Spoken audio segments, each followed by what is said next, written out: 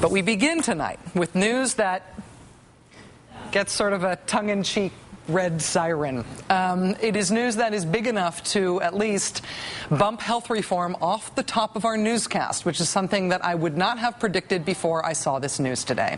The Republican Party itself tonight finding itself implicated in something that started as a run-of-the-mill sex scandal, but that has grown now into a legal crisis, complete with a federal grand jury subpoena for the Senate campaign arm of the Republican Party. 9 months ago, it looked like a simple case of political and sexual hypocrisy on the part of Republican Senator John Ensign of Nevada. Senator Ensign had run for office as a family values conservative. He had called for Bill Clinton to resign because of the affair President Clinton had while in office. When his Senate colleague Larry Craig was caught in an embarrassing airport bathroom sex sting, John Ensign called Senator Craig a disgrace and told the Associated Press that if he, John Ensign, were ever in that sort of position, he would resign from office. But then John Ensign was forced to admit publicly his own sexual indiscretions. Last year, I had an affair.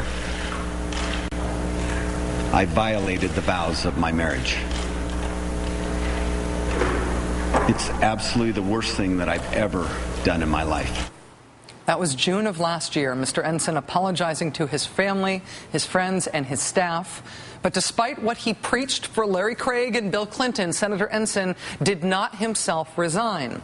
And if the story had ended there, Senator Ensign would probably still be the only one in any kind of real trouble for this right now. And that trouble would probably just be of the marital sort and the political sort. But it turns out that John Ensign's public mea culpa was just the beginning of this John Ensign scandal. It soon became the John Ensign sex and lobbying scandal, and the John Ensign sex and lobbying scandal has now become the John Ensign / Republican Party sex and lobbying and potentially bribery scandal. In the 9 months since Senator Ensign admitted to having had the affair, we've learned about attempts to cover up the affair, as well as payoffs to his mistress's family. And now we know that the erstwhile sex scandal has mushroomed into a criminal investigation by the FBI. A criminal investigation by the FBI that has roped in the Republican Party itself. Here's how it happened. John Ensign's affair was with Cindy Hampton, a campaign aide of his who was married to Doug Hampton. Doug Hampton also worked for John Ensign in Ensign's Senate office. The affair reportedly began in December 2007. It lasted until August 2008. Now, during that time, John Ensign was both a U.S. Senator and he was chairman of the Republican Party's Senate Campaign Committee. A few months after Senator Ensign started sleeping with his employee, Cindy Hampton, the senator put the Hamptons' teenage son on the payroll of the Republican Party's Senate Campaign Committee. In other words, money from Republican donors, money donated by people to elect more Republicans to the Senate, was used to pay the son of John Ensign's mistress. He was a teenager at the time. He was on the NRSC payroll as a policy analyst. This, of course, was during the disastrous 2008 election cycle. With John Ensign responsible for the Republican Party's fortunes in the Senate in that election, Republicans lost 8 seats. Not a single seat switched hands from Democrat to Republican, and 5 Republican incumbents lost their seats to Democrats. John Ensign was in charge of the Republicans' effort in that election in the Senate. In retrospect, it seems possible that he was distracted. Senator Ensign's affair is thought to have ended in August 2008, as I said. That is the same time the mistress's son was taken off the payroll at the National Republican Senatorial Committee. Now, was there any connection between Ensign's affair and this young man being hired by the campaign organization that Ensign chaired? Was it just a coincidence that the young man was removed from the payroll around the same time John Ensign's affair with the kid's mom ended? Senator Ensign has never answered those questions, nor has the Senate Campaign Committee that he led at the time. The NRSC did confirm to this show back in June that the Hampton son was listed on the organization's expenditures. When we asked them about the affair and the employment of Hampton's son again in July, they told us they hadn't received any complaints from donors about how donors' money was spent on the committee in relation to the committee's chairman's extramarital affair and his generosity with the campaign's money to his mistress's family. But the questions about the affair, its cover-up and its aftermath, don't end there.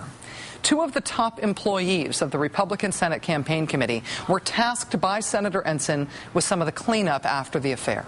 In the summer before the 2008 election, John Ensign asked the political director and the finance director of the Republican Party's Senate Campaign Committee to put his former mistress's husband, Doug Hampton, on the payroll at their political consulting firm. They did so. Emails obtained last summer by the Las Vegas Sun show that those two senior NRSC officials knew about the affair and its aftermath by July of last year. And now, according to new investigative reporting from KLAS TV in Las Vegas, not only did John Ensign direct Republican Party funds to the son of his mistress, not only did he ask two top officials at the Republican Party Senate Campaign Committee to put his mistress's husband on the payroll at their company, not only is John Ensign being investigated for having arranged potentially illegal lobbying gigs for the mistress's husband, but there are other actions taken by Senator Ensign while he was heading up the Republican Party Senate Campaign Committee that are being investigated now by the FBI. KLAS, a TV station in Senator Ensign's hometown of Las Vegas, is reporting on a slew of grand jury subpoenas that have been served in Nevada this month by federal investigators looking into the affair and other things about Senator Ensign. One of the companies that has acknowledged receiving a subpoena is a company that's called Link. Now, according to KLAS's reporting, Link was one of a group of prepaid credit card companies, essentially gift card companies, approached by Senator Ensign's office and told that in exchange for donations to the Republican Party Senate Campaign Committee, he could help get rid of pending new regulations that would be bad for that company. If a quid pro quo were offered, solicited, or actually took place, that would be the sort of thing that is commonly known as bribery. And that's where we stand. The John Ensign Republican Party sex lobbying and maybe even attempted bribery scandal. Beyond the affair, did the senator use his office and the funds or the manpower of the Republican Party itself to try to cover up the affair, to try to arrange an illegal lobbying job for his mistress's husband, or to provide any illegal quid pro quo for companies in his home state of Nevada? The question is now not only how far John Ensign himself could fall, but whether he is set to bring some of the Republican Party down with him.